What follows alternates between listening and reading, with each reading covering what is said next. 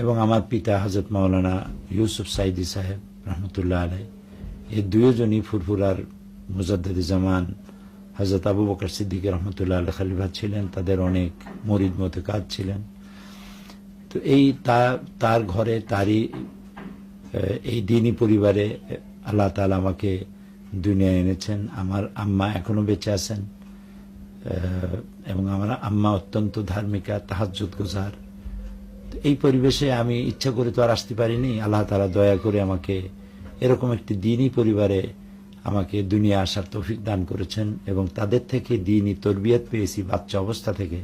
এজন্য আমি আমার মনিবের দরবারে শুকরগুজার হচ্ছি। ছোটকালে গ্রামের পাশ দিয়ে বয়ে যাওয়া বিশাল নদী আর বিস্তৃত প্রান্তর তার মনে বিরাট প্রভাব ফেলে। তার উপর পারিবারিক